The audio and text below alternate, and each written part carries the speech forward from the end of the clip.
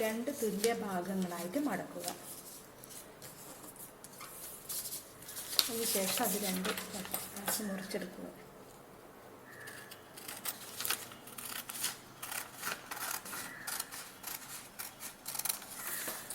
അതിലൊരു കഷ്ണം എടുത്തിട്ട് അതിന് സമചതുരാകൃതിയിലുള്ള ഒരു പേപ്പറാക്കി മാറ്റണം. അതിനുവേണ്ടി എന്ത് ചെയ്യുക, ചതുരാകൃതിയിൽ മടക്കുക.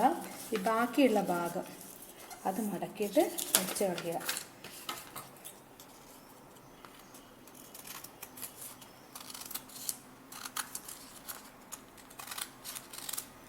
അപ്പോൾ സമചതുരാകൃതിയിലുള്ള ഒരു പേപ്പറായി മാറി. അതിനെ വീണ്ടും തിരിച്ച് അടുത്ത കോണോട് കോൺ മടക്കുക.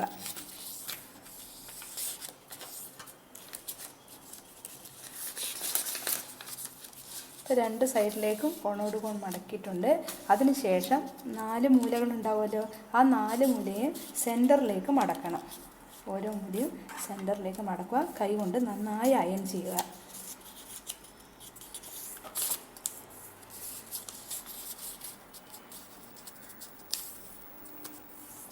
നാല് മൂലകളും സെൻറ്ററിലേക്ക് മടക്കുന്നു.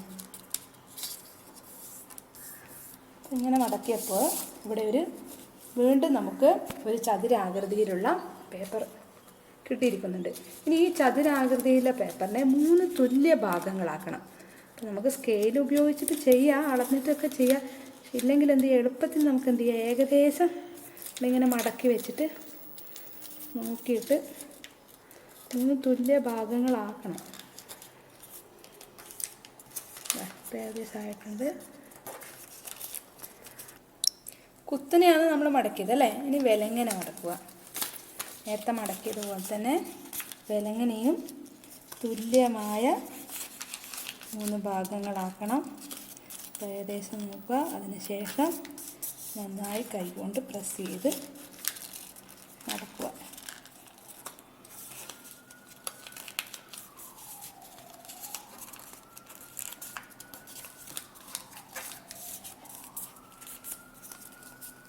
ഭാഗങ്ങളാക്കിയിട്ടുണ്ട്. അതിന് ശേഷം നിവർത്തുക. നിവർത്തുമ്പോൾ നോക്കിയാൽ നമുക്ക് 9 ചതുരങ്ങളെ കിട്ടിയിരിക്കുന്നുണ്ട് അല്ലേ.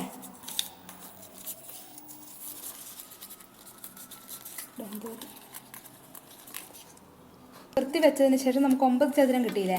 അതിൽ ഒരറ്റത്തെ ചതുരത്തിൻ്റെ 2 സൈഡും കൃത്യമായിട്ട് കറക്റ്റ് മുറിച്ചെടുക്കുക. 2 സൈഡ് മാത്രമേ മുറിക്കാവൂ.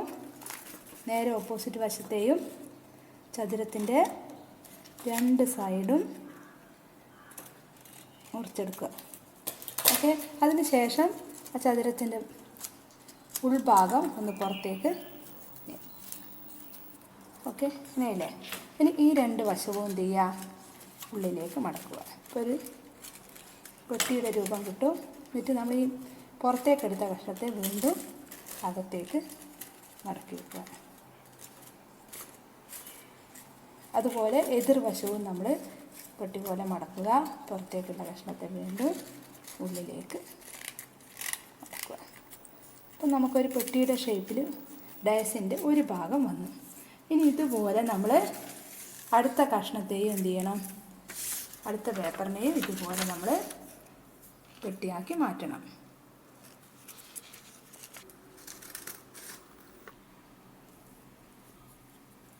അടുത്ത പേപ്പർ ഉപയോഗിച്ച് രണ്ടാമത്തെ പെട്ടിയും കൂടി ഉണ്ടാക്കിയിരിക്കുന്നുണ്ട്. അപ്പോൾ 2 ചെറിയ പെട്ടികൾ നമുക്ക് കിട്ടി. ഇനി ഇതിനെ എന്ത് ചെയ്യണം, ഒന്നിൻ്റെ ഉള്ളിലേക്ക് അതൊക്കെ കടത്തി വിടുക.